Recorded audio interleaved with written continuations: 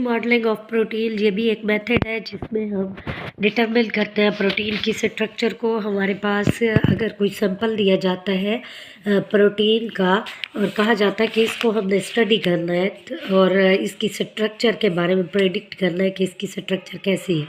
तो सबसे पहले जो हमारे पास प्रोटीन मौजूद होगी जिसे हमने टारगेट करना है, जिसको हमने स्टडी करना है कि उसके अंदर कितने अमीनो एसिड्स मौजूद हैं और किस सीक्वेंस से एक दूसरे के साथ जुड़े हुए हैं, वो हमारे पास टारगेट प्रोटीन होगी। और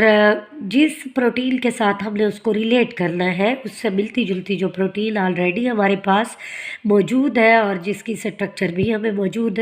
मालूम है, उसे हम टेम्पलेट का नाम देंगे। तो जो सीक्वेंस अमीनो एसिड की जो टारगेट जो प्रोटीन थी हमारे पास, उसके ऊपर जो सीक्वेंस है उसे सबसे पहले हम क्या करते हैं कि ऑब्ज़र्व करते हैं और उसके बाद उससे हम मॉडल प्रोड्यूस करना शुरू करते हैं, एक स्ट्रक्चरल मॉडल, एक स्ट्रक्चर ड्रा करना शुरू करते हैं। और इसके लिए हमारे पास कुछ सॉफ्टवेयर्स भी मौजूद होते हैं कंप्यूटर पे, जिन सॉफ्टवेयर्स को यूज़ किया जाता है सीक्वेंस, जिन सॉफ्टवेयर से सीक्वेंस भी डिटेक्ट किया जा सकता है और किस तरह से स्ट्रक्चर्स जो हमारे पास टारगेट स्ट्रक्चर है और जो हमारे पास टेम्पलेट है उन दोनों में क्या डिफरेंस है वो भी हमें मेजर कर सकते हैं, मालूम कर सकते हैं। तो क्वालिटी जो होमोलॉजी मॉडल की है,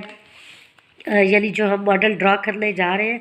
उसकी क्वालिटी डिपेंड करती है on the quality of the template structure. जो स्ट्रक्चर ऑलरेडी हमारे पास बनी हुई है उसकी क्वालिटी पे, कि जो ऑलरेडी हमारे पास स्ट्रक्चर थी, सपोज़ एक प्रोटीन का हमें सैंपल दिया गया, उसे हमने मेजर कर मालूम करना है कि उसकी स्ट्रक्चर कैसी है, और जो ऑलरेडी हमारे पास मौजूद था उससे मिलता जुलता स्ट्रक्चर, उन दोनों को जब हमने मिलाना है और मॉडल तैयार करना है तो वो हाई क्वालिटी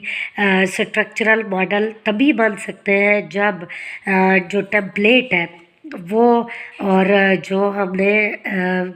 जो हमारा टारगेट है वो दोनों एक दूसरे से क्लोजली रिलेट हो।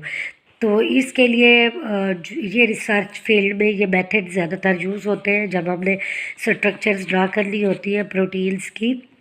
टेम्पलेट्स की। तो हम क्या करते हैं, ये सॉफ्टवेयर्स हमारे पास होते हैं, बायो इन्फॉर्मेटिक्स में ये ज़्यादा यूज़ होता है। तो हम लोग सैंपल लेते हैं, सैंपल को स्टडी करते हैं और उससे जो हमें लग रहा होता है कि ये सैंपल फलां प्रोटीन की स्ट्रक्चर से मिलता जुलता है कुछ इनिशियल स्टडी के बाद, तो फिर हम उसी जो हमारे पास ऑलरेडी नोन प्रोटीन मौजूद है, जो मॉडल प्रोटीन मौजूद है, उसका टेम्पलेट लेके उसके साथ उसे रिलेट करके जो हमारे पास टारगेट प्रोटीन होती है उसे रिलेट करके ड्रा करते हैं। ठीक है। और तीसरा मेथड है स्टडी करने का प्रोटीन की स्टडी स्ट्रक्चर को, वो एनएमआर स्पेक्ट्रोस्कोपी है। NMR spectroscopy nuclear magnetic resonance spectroscopy of protein भी कहलाती है। और ये फील्ड ये जो है एक्चुअली फील्ड है स्ट्रक्चरल बायोलॉजी का। जब हम इसमें हम क्या करते हैं, एनएमआर स्पेक्ट्रोस्कोपिक फोटोमीटर्स हम यूज़ करते हैं और उनमें हम जिस भी प्रोटीन की स्ट्रक्चर को चेक करने जा रहे हैं उनके पहले सॉल्यूशंस बनाते हैं या सैंपल्स बनाते हैं। उन सैंपल्स को उस जो इंस्ट्रूमेंट है, जो एनएमआर स्पेक्ट्रोस्कोपिक इंस्ट्रूमेंट है, उसके अंदर से गुजारते हैं। उससे हमें कुछ वैल्यूज़, कुछ आउटपुट्स मिलते हैं और उन वैल्यूज़ को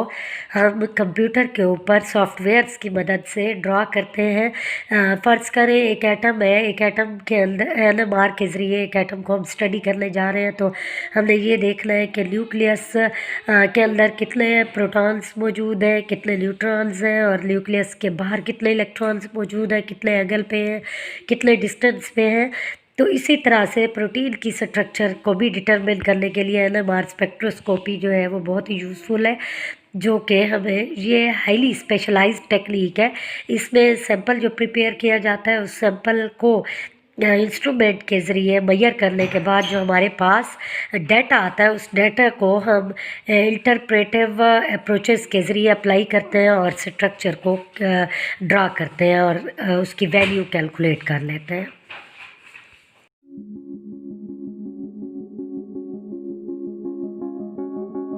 है।